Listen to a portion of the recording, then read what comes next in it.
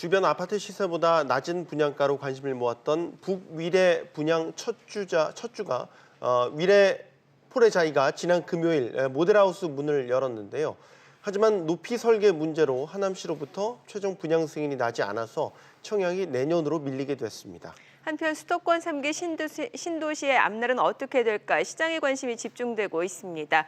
2기 신도시 사례를 미뤄보면 강남권에 조성된 신도시는 동반 상승했고 수도권 북부 등에 조성된 신도시는 오히려 집값이 내려가면서 정부가 당초 그렸던 그림과는 많이 달라졌죠. 과연 이번 신도시는 어떤 흐름을 보이게 될지 또 앞서 원급한 위례볼의 자이까지 전문가와 이야기 나눠보겠습니다. 건국대 부동산대학원 최황수 겸임교수입니다. 어서 오세요. 네. 안녕하십니까. 제가 발음이 어려서 실수를 했네요. 위례 포레자이. 포레자이. 네, 분양이 또 연기가 됐더군요. 예, 그렇습니다. 네. 일부 말씀 언급하신 대로 이제 높이라든가 그다음에 일부 서류 미비, 단지 계획이라든가 거기 따른 이제 지구 단위 계획의 미비점으로 해서 이제 아마 해를 넘기게 되는 걸로 지금 발표가 되고 있습니다. 위례폴의 자이 개장 전부터 이렇게 줄이 길었다라는 거 그만큼 인기가 있었다라는 건데 예비 청약자들로부터 인기가 많았던 이유는 뭐라고 보세요? 분양가입니다, 아무래도. 분양가. 예. 이제 알려진 게 이제 1,820만 원 예. 정도로 알려져 평당, 있는데요, 예. 평당. 네. 근데 인근에 이제 그 분양가보다 그러니까 시세보다 한 1,000만 원 정도가 저렴하거든요. 그리고 또 이제 송파권에서 입지가 좀 가까운 측면들도 있고요. 그다음에 이제 아무래도 청약하는 분들 같은 경우에는 로또 느낌 들 수도 있고요. 또 아무래도 추후 공급되는 그 상기 신도시 부분까지 겹치다 보니까 기존 아파트 구입은 좀 보류를 하고 일부 이제 이런 인기 지역의 청약 시장에 이제 몰리는 그런 현상이 아마 반영된 내용이 아닐까 싶습니다. 네. 해를 넘기긴 했지만 체크해야 될 내용. 바뀐 청약 제도를 이제 이것도 적용을 받게 되는 거죠. 그렇습니다. 체크해야 될 부분이 어떤 게 있겠습니까? 일단은 일반 분양의 50%를 청약 가점제로 이제 분양을 하도록 되어 있고요. 네. 나머지 이제 50%에서도 75% 정도를 무주택자에게 우선 공급을 하도록 돼 있기 때문에 네. 이제 합산을 해서 한다면 87.5% 정도를 무주택자에게 우선적으로 이제 배정을 하도록 되어 있습니다. 그래서 네. 아마 이런 부분들 때문에 이런 그 바뀐 그 주택 공급에 관한 규칙 자체가 적용되는 첫 번째 사례라고 볼 수 있겠습니다. 알겠습니다. 전매도 8년이라면서요. 전매자. 굉장히 좀 긴 편이고요. 기네요. 그 입주를 하고서도 5, 6년 정도는 그 매도를 할 수가 없거든요. 네. 그리고 이제 이 단지 같은 경우에는 이제 95제곱미터에서 131제곱미터 정도로 이제 중대형 평형이고 다만 아직 교통이 이제 아주 불편하고 교육 시설이 아주 좋은 환경은 아니어서 네. 분명히 이런 것들은 청약할 때 이제 주의점으로 이제 고려를 좀 해야 되지 않을까 싶긴 한데 네. 그럼에도 불구하고 아마 청약의 열기를 잠재우기는 쉽진 않을 것 같다. 왜냐하면은 저렴한 분양가가 분명히 가장 큰 메리트를 작용하고 있으니까요. 그러니까 인근 네. 시세와 뭔가 비슷해질 거라는 기대감 때문에 로또 청약이라는 말이 나오는 거군요. 청약을 할 수만 있다면 예. 청약하시는 게 어떻게 보면 당연한 게 아닐까 싶기도 네. 합니다. 네. 자, 이제 지난 금요일에 부동산 114에서 주간 부동산 시황을 발표를 했는데 매매 시장도 그렇고 전세 시장도 지금 여전히 하락세죠? 네, 그렇습니다. 9.13 조치, 그러니까 매매 시장 같은 경우 9.13 조치와 이제 기준금리 인상의 영향이 가장 컸을 것 같고요. 그리고 상기 신도시 발표 이후에 기존 주택에 대한 관망세가 계속 이제 진행이 되고 있습니다. 다만 이제 그동안 이제 상승의 폭이 좀 낮았던 1기 신도시, 평촌, 중동 3본 일산 같은 경우에는 저가 매수세가 좀 유입이 되고 있는 것 같습니다. 다만 이제 전세 시장 같은 경우에는 이제 송파의 헬리오시티가 9,510세대 정도 되는데 입주가 이제 얼마 안 남았거든요. 그러다 보니까 서울 동남권 위주로 전세 가격이 좀 하락을 하는 그런 경향이 있고 그 입주 물량이 이제 증가하고 있는 파주라든가 화성시 같은 경우에도 약세가 두드러지고 있습니다. 그렇군요. 그 3기 신도시 공급계획 발표가 지난주에 있지 않았습니까? 네. 글쎄요. 이게 부동산 시장이 어떻게 보면 하나의 또 불확실성이었다가 뚜껑이 열린 거니까요. 네. 이걸 어떻게 해석을 해야 될까요? 부동산 시장에 미칠 영향은요? 한마디로 이제 눈치 보기가 종결됐다. 종결됐다? 예, 네. 그렇게 결론을 내릴 수가 있겠습니다. 이제 공급에 대한 이제 정부의 이제 의지와 지역이 발표된 이상 이제 기존 주택에 대해서는 당분간 매도자 우위 시장에서 매수자 우위 시장으로 이제 전환되는 것이 어떻게 보면 당연해 보일 수도 있겠습니다. 네. 자, 그러면 좀 더 이 3기 신도시에 대해서 좀 얘기를 해볼게요. 사실 수도권 3기 신도시 건설 자체는 이제 높은 집값을 씨름하는 서울 주택 수요를 분산하기 위해서 추진되는 사업인데 지역별로 좀 평가가 엇갈리고 있는 것 같아요. 이 3기 신도시 역할, 지역별로 어떻게 좀 잘 역할을 해낼 수 있을 거라고 보십니까? 조금씩 이제 생각이 좀 다를 수가 예. 있는데요. 뭐 과천부터 먼저 말씀드리면 과천, 과천은 예. 이제 면적이 한 50만 평 정도 되고요. 작잖아요. 예, 7천 세대밖에 안 되거든요. 예. 그러니까 주변에 이제 수요 분산이라든가 뭐 주변 영향이 그렇게 큰 영향 없을 것 같고요. 다만 이제 이 과천 지역 같은 경우는 원래 도시개발 지역으로 예정이 돼 있던 지역이니까 네. 이번에 그 아마 그 정부에서 발표한 어떤 3기 신도시에서 약간은 어떤 좀 좋은 지역들 또는 아니면 이제 직주 근접성이 있고 뭐 이런 지역들을 약간 살짝 끼워 넣기식 같은 그런 느낌이 좀 들고요. 하남 교산 같은 경우는 한 150만 평 정도가 되는데요. 대기 수요가 이 지역들은 꾸준히 있었던 지역이라서 네. 충분한 수요 분산 효과가 있을 수 있다. 이렇게 평가를 할 수 있습니다.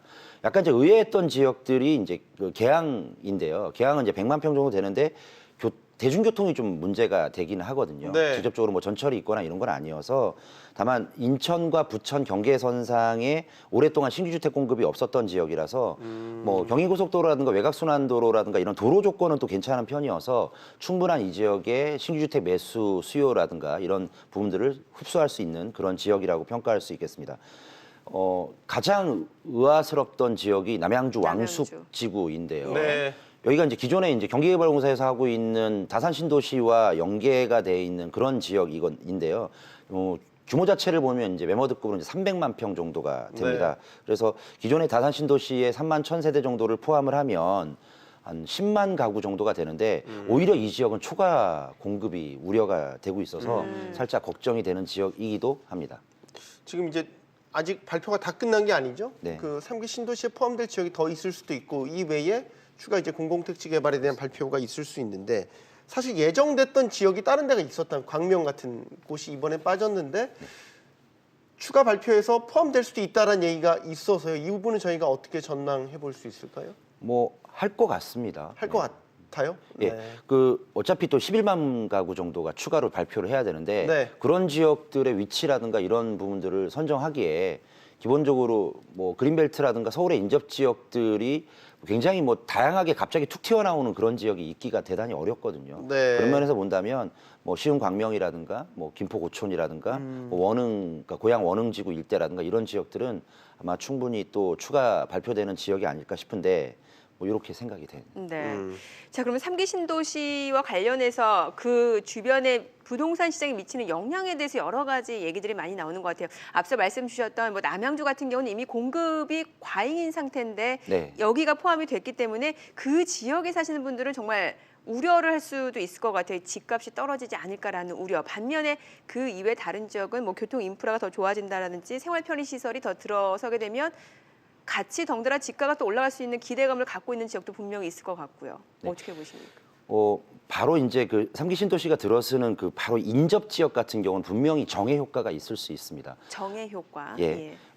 그 3기 신도시 인근에 그 있는 지역들은 3기 신도시가 가지고 있는 이제 인프라라든가 이런 것들을 뭐 길 하나만 건너면 충분히 이용할 수 있는 그런 측면들이 있기 때문에 충분히 그런 정해 효과가 있을 수 있는데 만일에 그 3기 신도시보다 좀 살짝 좀 떨어진 지역들이라든가 3기 신도시보다 뭐 직선적인 거리상으로 좀 먼 지역들은 아무래도 그 가격적인 면에서 상당히 좀 타격을 좀 받을 수밖에 없고요. 이런 부분들도 아마 그 인접 지역에 있는 그 주민들도 지금 꽤 우려하고 있는 상황으로 보입니다. 네.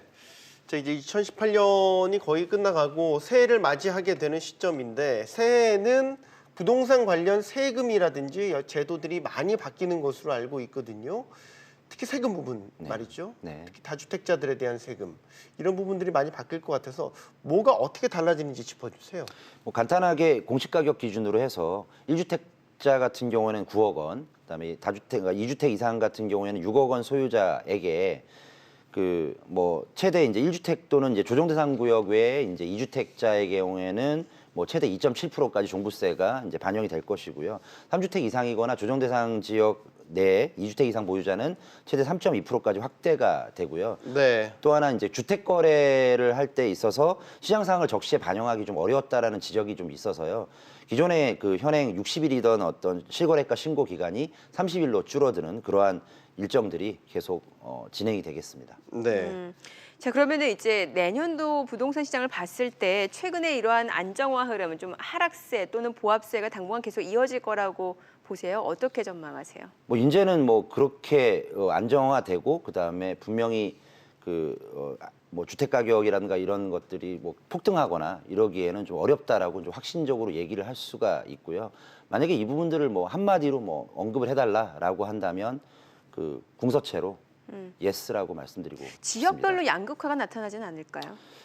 특히 3기 신도시 같은 경우 발표한 지역들을 보면 예. 이 자칫 잘못하면 3기 신도시보다 먼 지역은 하락이라든가 약세가 예상이 되는데 주택이 좀 낡았다 하더라도 3기 신도시보다 더 가까운 지역들이라든가 원래 이제 기존에 있던 이제 도심이라든가 이런 지역들은 3기 신도시보다 그 주택의 퀄리티는 좀 뭐 떨어지긴 하지만 분명한 거는 위치적으로는 더 가깝기 때문에 서울과 예, 그런 어떤 그 이너서클 지역과 예. 아웃바운드 지역과 이런 지역들은 분명히 차별화가 나타나고 심화되는 것은 틀림없을 것이다라고 예상해 봅니다.